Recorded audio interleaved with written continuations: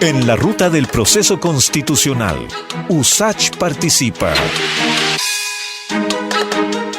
Y bien, continuamos nosotros acá en Enlace USACH, estamos por la 94.5 en FM, también nos pueden seguir en diariousach.cl, está nuestra señal online y además en la señal de Radio USACH en televisión digital, canal 50.2.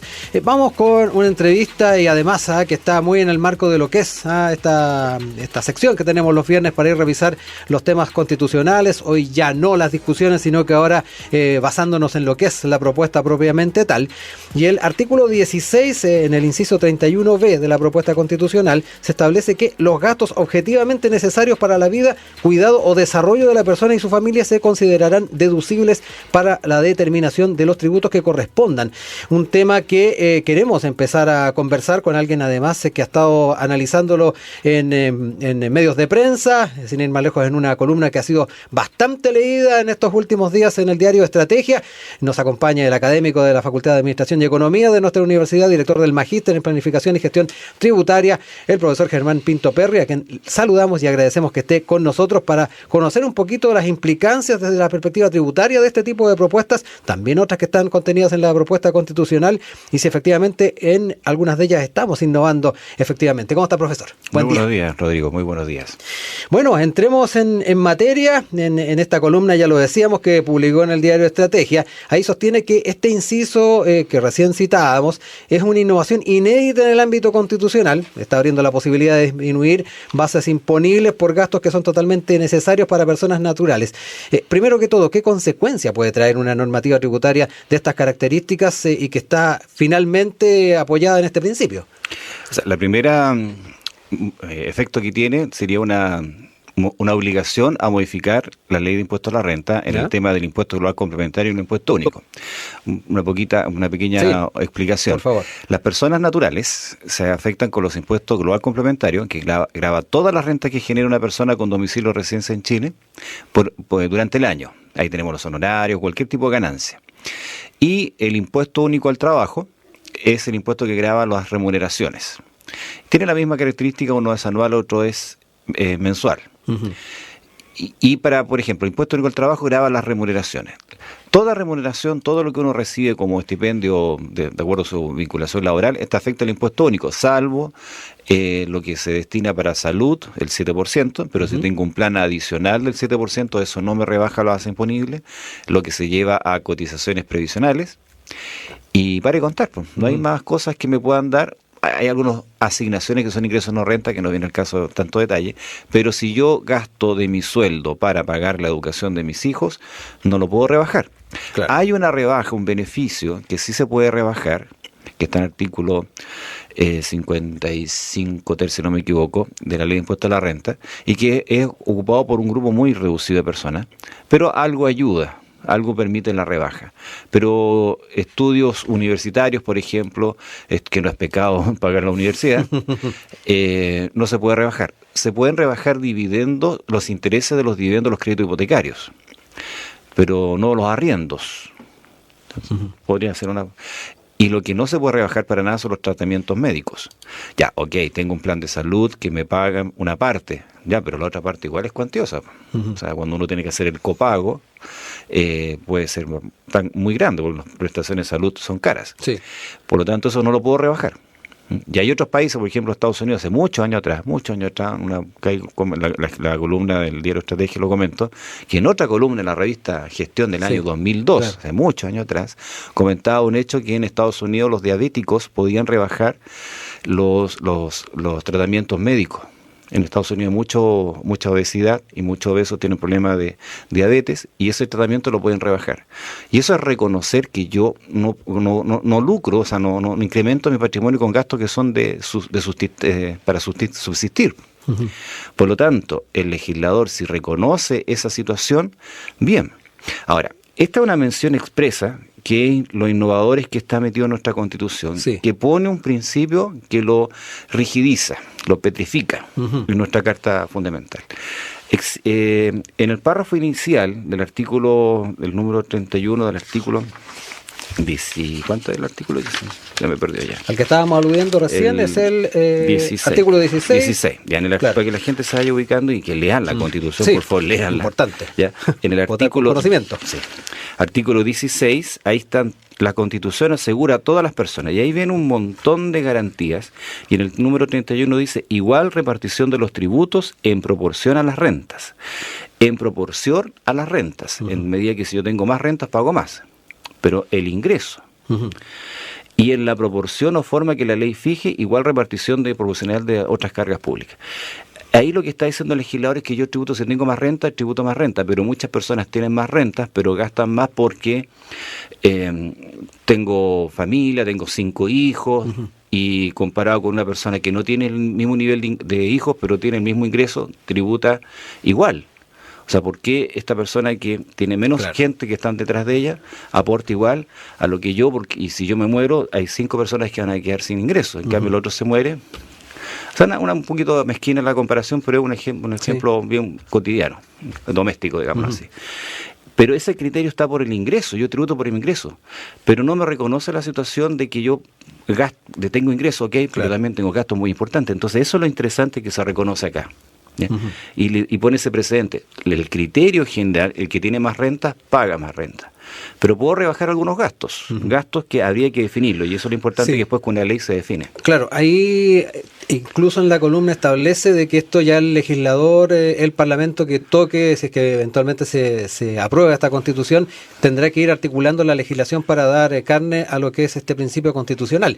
Usted nos mencionaba efectivamente lo que pasa en otros países, traía a colación lo que tiene que ver con enfermos de diabetes, que efectivamente en países como Estados Unidos hay una incorporación.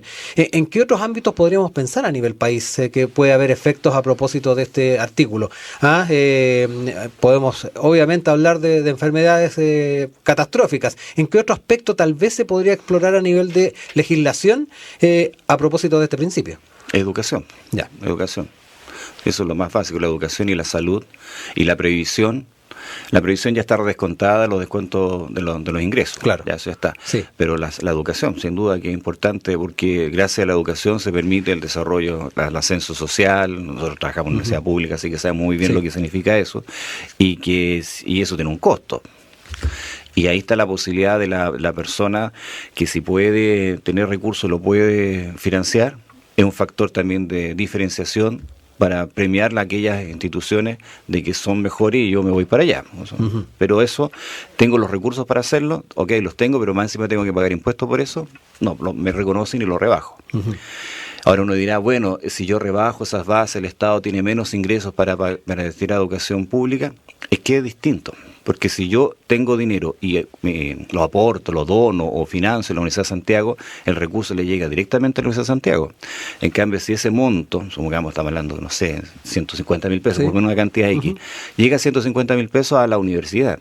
En cambio, 150.000 pesos los pago como impuestos, llega toda la burocracia estatal, el 70% se va a gasto social, el 30% burocracia, de ese 70% una parte se va a previsión, el 40% más o menos de ese 70% se va a previsión, una parte se va a salud, otra parte se va a educación, y de educación va todo el sistema educacional básico, medio. A la Universidad de Santiago le van a llegar 3 pesos. En cambio, si la persona va y destina los 150, es más potente. Y se financia la universidad y da una mejor calidad de educación. Sí. No quiero vincular tanto a la calidad de educación, pero hay un flujo, digámoslo así. O sea, nos encontramos también con una cierta eficiencia entonces en torno a la forma en que se reparten los tributos. Sí, sin duda, porque es más eficiente, porque permite que la persona destine sus recursos para solucionar sus necesidades. Oiga, profesor, de una u otra forma usted ya nos planteaba, estos diagnósticos en su momento ya los había planteado, los había hecho y los había publicado en distintas columnas. ¿Por qué cuesta tanto hacer este tipo de modificaciones? Sabemos que nos encontramos con una norma de carácter constitucional, pero me da la impresión de que este diagnóstico de que es importante hacer más eficiente la forma en que no solamente se captan los tributos, sino que además cómo se reparten, es algo que ya se venía observando y llama la atención de que no se tomara en cuenta durante tanto tiempo. Ahí hay una columna suya del año 2002.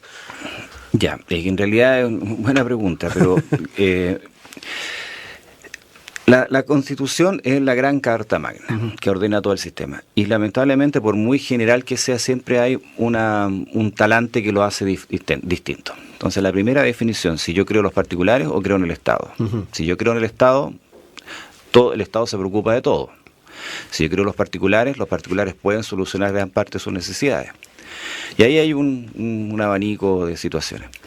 Pero eso es radical. Si yo confío en el Estado, todo se justifica que se va para el Estado, pero si confío en los particulares también les permito que ellos se desarrollen y reconozco ciertas libertades.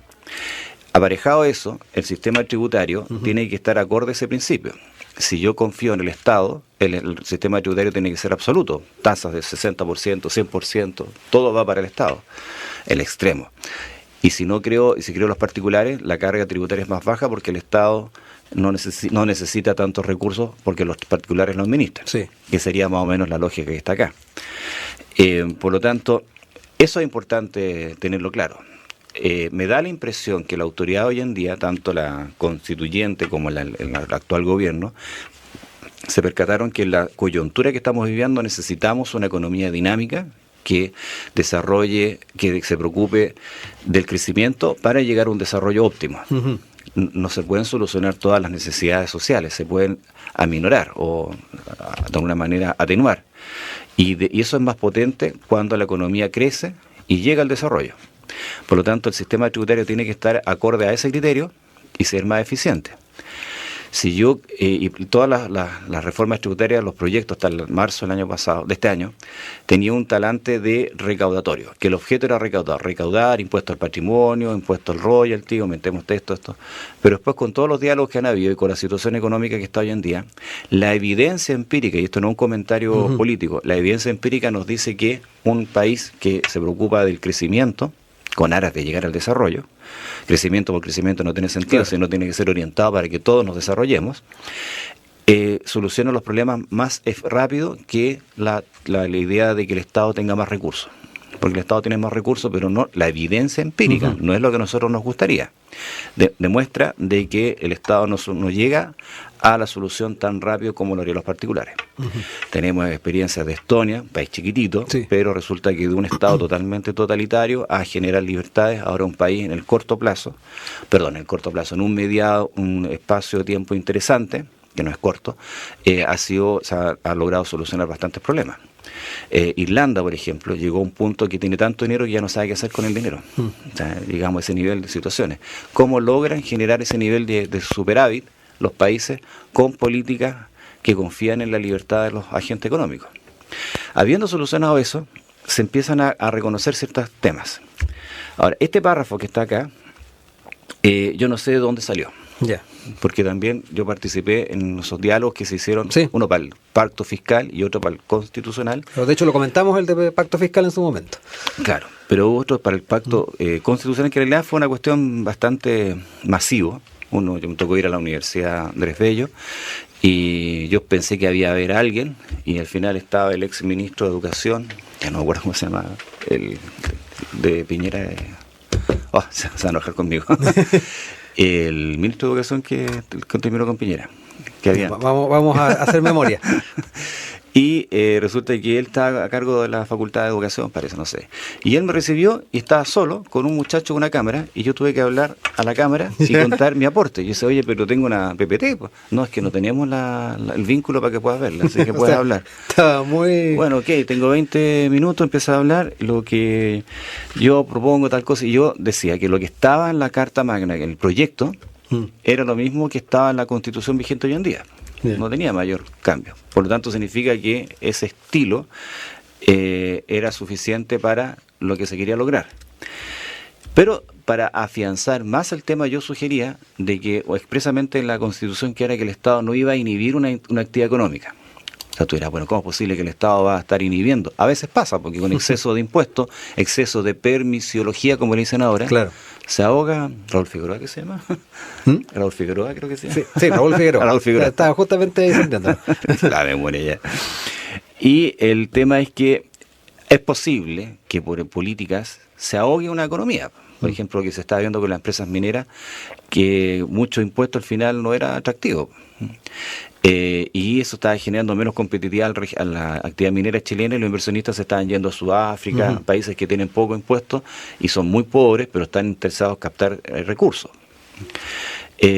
Por lo tanto, yo sugería, aportaba, de que se pusiera una cláusula en la cual expresamente el Estado no iba a inhibir la actividad económica. Bueno, eso no apareció en ninguna parte. Yo veo que el texto ni siquiera un atisbo de lo que yo pensé. Sí. No soy tan importante como que haya influido. Pero me llama la atención de cómo surgió esto, que se reconociera los gastos.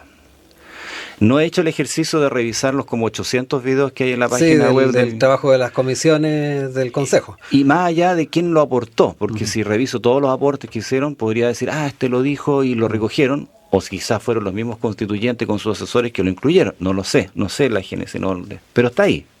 ¿Y qué significa? Un claro reconocimiento de una situación que los gastos de vida es importante que estén colocados. Sí. Profesor, nos estamos refiriendo a este punto particular donde ahí se observan algunas ventajas. A la hora de ir siguiendo la huella de lo que ha sido el debate en torno a esta propuesta, nos hemos encontrado con visiones contrapuestas en temas bien puntuales. Uno de los que ha generado tal vez más discusión tiene que ver con lo que va de la mano de las contribuciones, donde efectivamente se está abriendo efectivamente una puerta para que definitivamente no se paguen por un porcentaje importante de la población, y está establecido en uno de los artículos de la Constitución. ¿Cómo ve también ese aspecto? Porque tenemos un punto, ya lo decíamos en lo tributario que recién comentábamos, que es beneficioso. Sin embargo, hay quienes ven con inquietud el poder hacer una apertura de no pagar estas contribuciones en forma tan amplia. Es un tema que es controversial, pero no descabellado. Vamos primero a la parte no descabellado y tiene lógica. En el número 29 del artículo 16 dice derecho a la vivienda adecuada. Suena bien, ¿no es cierto? Sí. Pero después, para reafirmar ese criterio, sale la letra C que dice: el inmueble destinado a la vivienda principal del propietario, sea que la habite solo con su familia, en su caso, estará exenta de toda contribución de impuesto territorial. La primera vivienda. Las excepciones legales a esta exención solo podrán fundarse en forma conjunta en el alto avalúo fiscal de la vivienda principal y los ingresos del contribuyente y su familia. Por lo tanto, el mismo proyecto establece que, nadie va a pagar impuestos, pero podemos, a través de una ley, colocar a que algunas personas que tienen mucho patrimonio sí paguen. Por lo tanto, no digámoslo así, no es 100% beneficioso para las clases altas. Ahora, por lo tanto, ahí se eliminaría el tema de que es una cuestión que va a ayudar a los ricos. Porque ahí está establecido. Podríamos definir pero hay que establecer una ley a futuro. Sí, pero esto está en la mención, y para que sea operativo necesariamente tiene que estar una parte, un aterrizaje con alguna ley. O sea, esto no se va a aplicar al día siguiente y dejar de pagar contribuciones. Pero hay un criterio, no es así, beneficio para los ricos. Ahora, si nos vamos a la práctica, a lo que sucede en la práctica, yo he conocido varios casos de personas que le han rematado la casa porque no han pagado las contribuciones y no son millonarios. Ahora, y tienen una casa, y un caso emblemático, me lo contó una persona de tesorería, de que una familia, un adulto, una pareja, un matrimonio de adultos mayor, le remataron una casa porque tiene una deuda de contribuciones de 500.000 pesos. Y la casa valía, la valor fiscal eran 50 millones. Y eso no es un caso, hay muchos. Entonces, ¿qué sentido tiene? Un profesor me decía: 30 años estuve pagando mi casa, el Estado no me ayudó en nada, y ahora si no pago las contribuciones me la quita. ¿Y a quiénes les rematan las casas? A los adultos mayores. Ahora, y eso atenta contra la vivienda adecuada. O sea, el derecho a la vivienda se otorga, pero si yo no pago las contribuciones, me la da el Estado, ya me da una casa, pero si no pago las contribuciones, me la quita. Entonces, a eso es lo que va en el fondo esa norma de resguardo. Claro. Ahí también, para hacer la puntualización, también está el tema de los adultos mayores que en muchos aspectos no pagan, ¿no? Hoy día sí, pero también hay adultos mayores que le han rematado la casa, pues si este caso no es inventado. O sea, está la normativa, quizás no está, se podría perfeccionar la norma. O sea, ese es el sentido de esta disposición. Ahora bien, ¿era necesario que quedara tan específico con un impuesto en la Constitución? Yo creo que no. No era para tanto. O sea, si tú me dices el tema de los gastos, sí, porque establece un principio. Y este principio podría tener efecto rebote en la aplicación de los derechos a la vivienda adecuada. Ujú. Porque en una lógica, en el número 29 se consagra el derecho a la vivienda adecuada, que todos tienen derecho a una vivienda adecuada, y si yo tengo una vivienda adecuada, el Estado no tiene por qué quitármela. Claro. Y en el número 31, letra D, me reconoce los gastos. Ujú. Por lo tanto, en mirada armónica de las dos disposiciones, perfectamente se podría impetrar en el artículo número 31, si es que el Estado me quisiera quitar la casa porque no paga las contribuciones. Esa es como sería la Claro. lógica. Pero acá se queda como certeza jurídica. Entonces un abogado me diría, no, es que eso es por certeza jurídica. Ya, ok, certeza jurídica, pero rigidizaste algo que hiciste muy rígido, algo por un impuesto en particular que en realidad hay que mirarlo con calma, porque todas las municipalidades están desesperadas porque no van a tener ingresos. Claro, eso también quería apuntar. Ahí hay bastante inquietud en los municipios por lo que tiene que ver con lo que va a significar esta propuesta en la línea de los recursos que llegan a todas las municipalidades. Sabemos que tenemos una multiplicidad de situaciones que viven distintos municipios y hay algunos que efectivamente este tipo de recursos les salva el arca. Claro, pero por eso fue duro que lo hubieran puesto tan pétreo en una constitución. O sea, podría haber sido de otra manera. Ahora, sin perjuicio, eso puede morigirarse con la ley. O sea, no digamos, no, por eso yo voy a rechazar. No es que quiera hacer no estoy haciendo campaña de la prueba, pero simplemente hablando del punto. No por eso me diga, no, esto no quiero. No, porque se puede morigerar, se puede hacer más eficiente, está puesto el criterio, ese criterio está armónico con el otro. Uh-huh. Y acá lo importante, el bien el bien jurídico que se está protegiendo es el derecho a la vivienda adecuada. Uh-huh. Y eso permite de alguna manera tipificar qué se entiende por vivienda adecuada. O sea, y ya la tengo, pero mantiéneme el derecho. Claro. Es que aquí en derecho con sí. mayúscula, sí. bueno, el derecho a la vida es con minúscula, el derecho hay una cuestión que es muy divertida. Años atrás, unos enfermos de SIDA, muchos años atrás, demandaron al Estado porque el artículo 19, número 1 de la Constitución vigente dice que tenemos derecho a la vida. Y ellos estaban muriendo y el Estado tenía que ayudarlos a financiar los remedios. Uh-huh. La Corte Suprema les dijo, usted está vivo, sí, tiene derecho a la vida. O sea, caemos en un tema de la legislación, de la redacción. Por eso digo que para ser abogado constitucionalista, hay que saber leer nomás. Sí. Por ejemplo, en otro lado que dicen, que una discusión que lo encontré nada más estéril, que la ley respeta el derecho del que van a nacer. Ya, sí. Y querían poner del quién van a ser. Ya, pero es que qué y quién también aludan a un sujeto. ¿Sabes lo mismo? Quién o qué da lo mismo. Es un ser. Gramáticamente hablando. No, es que quién se alude a un ser humano y qué podemos discutir que no es ser humano. No, es que es así. Que también alude a un ser a una persona. Y por esas cosas la vida, yo leyendo el Nuevo Testamento, sale que San Juan dice, yo soy el que anticipa al que viene. O sea, si en la Biblia habla de que por un ser superior como Cristo, que también implica un ser humano. Entonces, no nos tengamos en el sentido evidente lo que dice ahí, pero buscando que esta palabra tiene una coma, entonces aquí vamos a eliminar tal cosa. Caemos en una cuestión tan paranoica que de repente, por eso que las constituciones tan grandes generan muchos problemas. Deberían ser constituciones como la de Estados Unidos, tantos artículos y sacar la historia. Artículos, principios fundamentales y dejar a la legislación los temas más particulares. Entonces, y de hecho, la igual repartición de los tributos se desprende del principio de la igualdad que está consagrado más adelante. Uh-huh. La no discriminación también, o sea, de hecho cuando participé en ese video sin público, yo decía, todos estos principios se desprenden de la igualdad y la no discriminación, o sea, en realidad, en rigor, los tributos no deberían estar en la Constitución porque se desprenden de... ¿ya? Eso es totalmente maximalista. Bueno, pero por certeza jurídica pongamos una mención para que quede y más encima que el principio de legalidad de los impuestos viene del año 1352 o no, 1515 por ahí, en la Carta Magna inglesa, ¿ya? Entonces viene de mucho atrás ese principio, los impuestos tienen que estar consagrados a la Carta Magna, ya, ok, para dar certeza de que cómo se trata.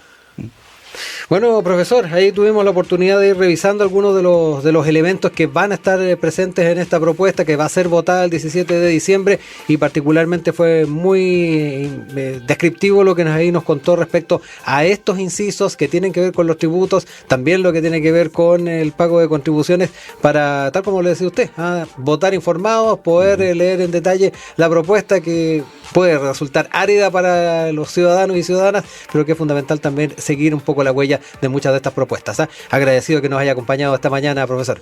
Muchas gracias a ti, Rodrigo.